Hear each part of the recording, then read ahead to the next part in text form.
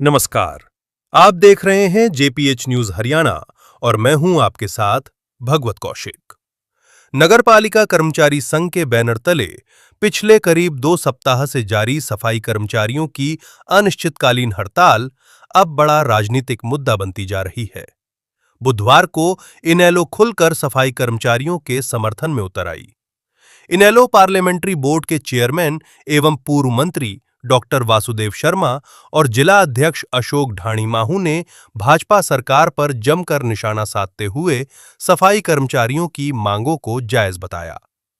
नेताओं ने नगर परिषद कार्यालय पहुंचकर धरने को समर्थन दिया और सरकार के खिलाफ जोरदार नारेबाजी की। धरने को संबोधित करते हुए पूर्व मंत्री डॉक्टर वासुदेव शर्मा ने कहा कि कोरोना काल में जिन सफाई कर्मचारियों को सरकार ने स्वच्छता योद्धा बताया था, आज वही कर्मचारी अपने अधिकारों के लिए सड़कों पर बैठने को मजबूर हैं। उन्होंने सरकार से ठेका प्रथा समाप्त कर सभी सफाई कर्मचारियों को पक्का करने की मांग उठाई। पूर्व मंत्री डॉक्टर वासुदेव शर्मा ने केवल सफाई कर्मचारियों के मुद्दे तक खुद को सीमित नहीं रखा, बल्कि नीट 2026 परीक्षा में पेपर आउट और एचपीएससी भर्ती में कथित धांधली को लेकर भी भाजपा सरकार को घेरा। उन्होंने आरोप लगाया कि सरकार ने लाखों युवाओं और बच्चों के भविष्य के साथ खिलवाड़ किया है। शर्मा ने कहा कि बिना खर्च और बिना पर्ची का नारा अब पूरी तरह चुनावी जुमला साबित हो चुका है।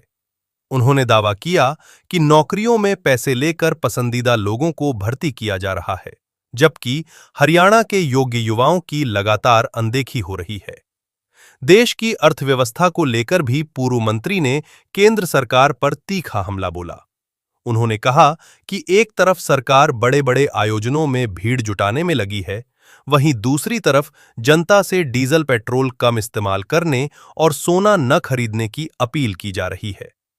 सफाई कर्मचारियों की हड़ताल और विपक्ष के खुलकर समर्थन में आने के बाद अब शहर की राजनीति पूरी तरह गर्मा चुकी है। एक तरफ कर्मचारी अपनी मांगों को लेकर आंदोलन पर डटे हुए हैं, तो दूसरी तरफ विपक्ष सरकार पर लगातार हमलावर बना हुआ है। अब सबकी नजर इस बात पर टिकी है कि सरकार कर्मचारियों की मांगों पर क्या फैसला लेती है और आने वाले दिनों में यह आंदोलन कितना बड़ा रूप लेता है। देखिए भिवानी से हमारी संवाददाता प्रियंका साहनी की विशेष रिपोर्ट। जो हमारे नगरपालिका के कर्मचारी भाई हैं, वो हड़ताल पे हैं और बहुत ही तकलीफ में हैं और उनकी जो मांगे हैं वो वाजिब है, जायज है। पार्टी के सुप्रीमो द्वारा ये आदेश दिया गया कि सारे प्रदेश में हमारी पार्टी के जो भी ऑफिस ब्यूरो जो सीनियर साथी हैं, सब जाके इन कर्मचारी साथियों को समर्थन देंगे।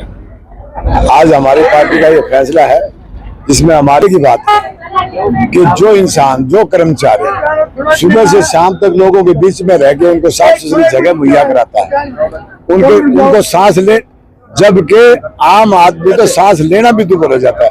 और अगर ये हड़ताल इसी तरह चलती रही तो मैं ये समझता हूँ ये डिप्टी कमिश्नर एसपी भी बाहर सड़क पर मिलेंगे। अगर इन कर्मचारी भाइयों ने अगर असली रुतबा दिखा दिया ना, इनकी कोठियों से भी अपने कर्मचारी निकाल लिए, तो इनका जीना आराम हो जाएगा।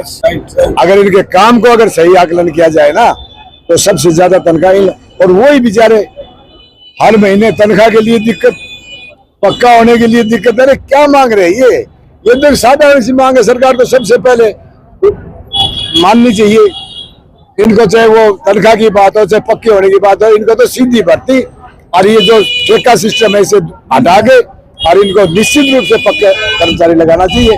और सबसे ज्यादा तनख्वाह अगर मिलनी चाहिए तो मैं इस हक में हूँ कि इन कर्मचारियों को मिलनी चाहिए, सफाई कर्मचारियों।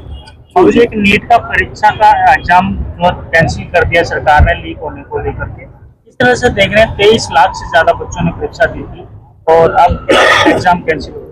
बड़े अफसोस की बात है कि ये सरकार है या क्या है, लाखों बच्चों का भविष्य अधर में लटका दिया।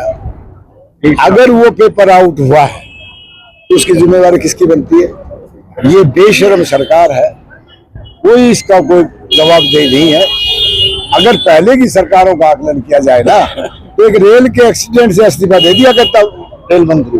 और ये तो इतनी बेशर्म सरकार है कि नीट का पेपर आउट हो गया दोबारा लाखों बच्चों को वही परीक्षा देनी पड़ेगी।